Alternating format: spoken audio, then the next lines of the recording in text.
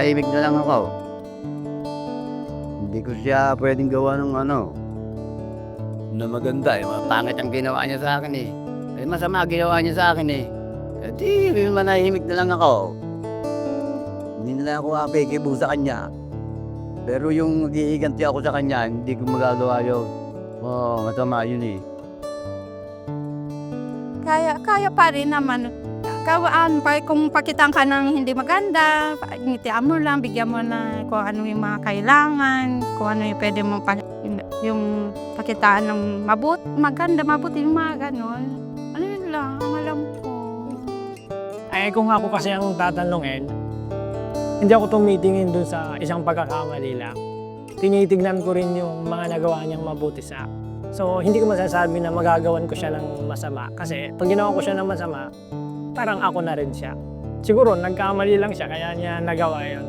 Meron naman level yung pagiging masama, di ba?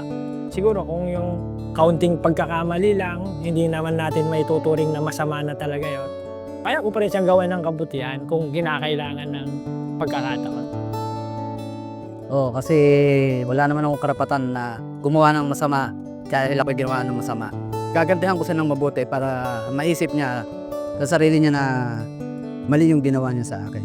At hindi ko siya magagawa ng mali din na kagaya ng ginawa niya sa akin. At ayokong maging masama din kagaya ng ginawa niya sa taas.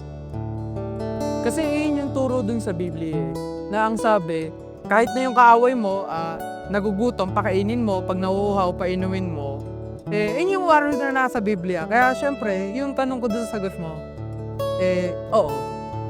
Sa tulong ng Panginoon, kakayanin. Kasi ang tao naman nilikha talaga para gumawa ng mabuti. So, pipigil lang sa tao para gumawa, para hindi magpatawad yung pride ng tao. Kaya dapat talaga alam natin i-handle yung natin pride.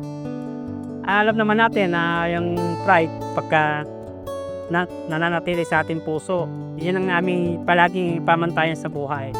Kaya para sa akin, hindi mahirap magpatawad. Kaya yun lang.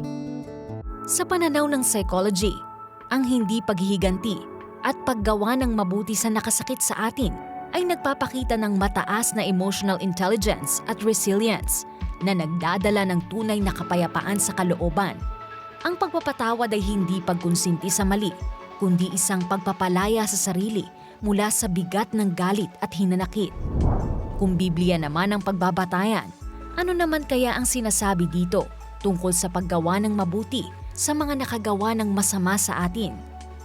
Kung ginagawan tayo ng masama ng kapwa-tao, huwag ang lagi nating handa gumanti o lagi nating hangarin makaganti o iganti tayo ng Diyos. Kundi yung gumagawa sa atin ng masamay pagpalain pa natin. Ito, parang ito is extreme selflessness Alam mo, para magawa mo ito, you must be selfless, hindi selfish.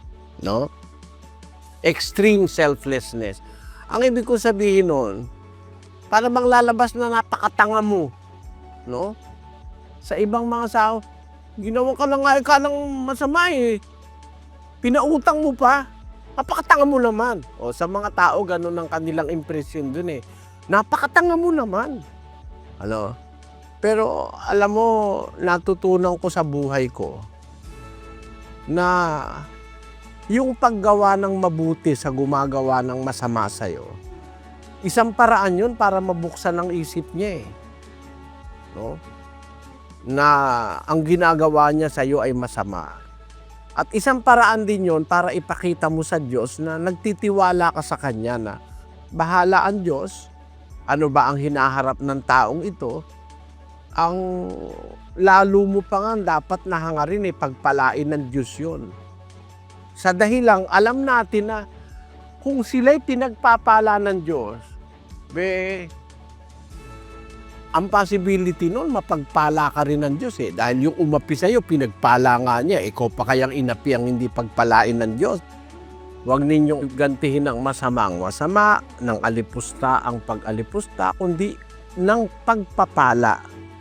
Parang sa ordinaryong tao, mahihirapang Biro mo, sinampal ka, pagpalain ka nawa ng Panginoon, yun ang sagot mo.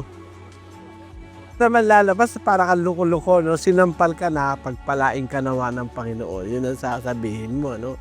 Niloko ka, pagpalain ka nawa ng Panginoon. At hindi mo lang sasabihin yun, kundi ipananalangin mo sa Diyos na siya'y pagpalain.